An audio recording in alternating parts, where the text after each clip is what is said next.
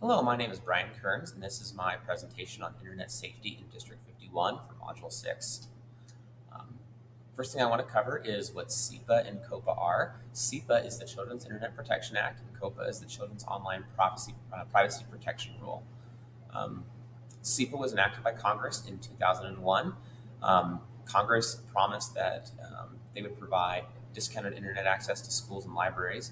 In exchange, districts and schools would help to protect children from harmful and offensive materials online. They would help to educate minors about responsible use and also educate minors about online threats such as cyberbullying and privacy. COPA kind of goes hand in hand with SEPA, except it goes on the other side. Um, COPA was enacted to put restrictions on websites to help protect minors and protect their privacy. Um, it also talks about how websites, if they do intend to collect personal information of minors, that they need to have parental consent in order to do so.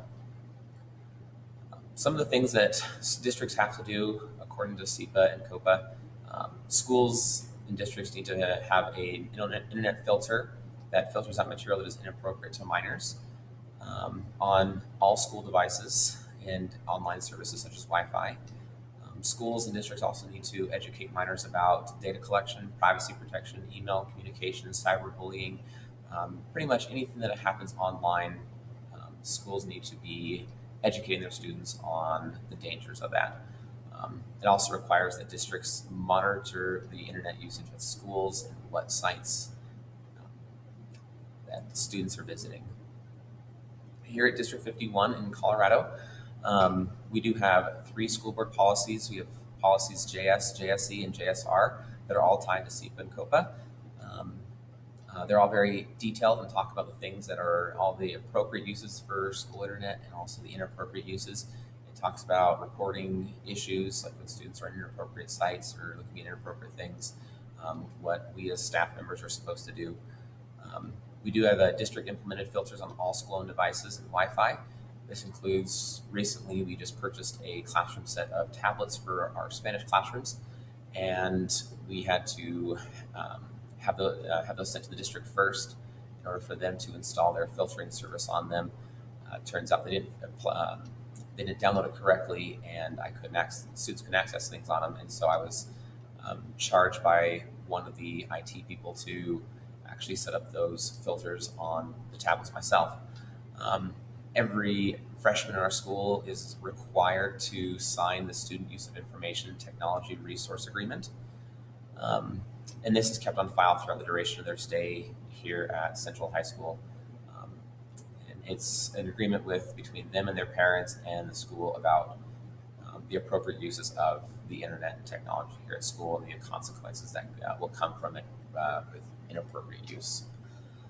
Just a couple of my thoughts on what our policies are here in District 51.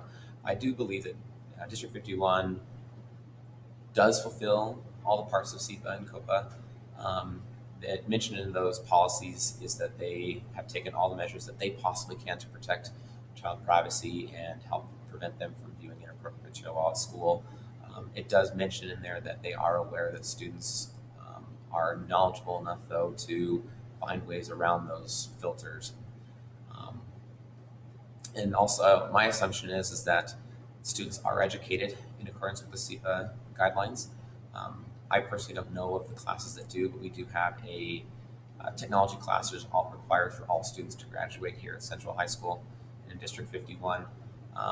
And I myself, when I begin each semester with my classes, I do go over the different policies and rules that they need to be aware of with regards to internet usage and the things that they should and should not be viewing.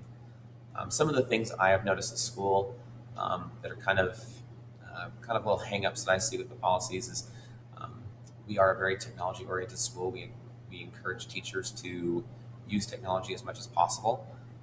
So students do bring their devices to classes, um, but they can get around being connected to the Wi-Fi. They can be connected to their own data and can access different things that way instead, which is that can be a big issue. And I just know for myself and as an administrator, what I would be doing is I would be asking teachers that if they do allow devices in their room, that they need to be vigilant walking around checking on students, see what they're on, making sure they're on appropriate websites, viewing appropriate content, um, and not wasting time. And this concludes my critique and my knowledge of SEPA and COPA, and thank you for listening.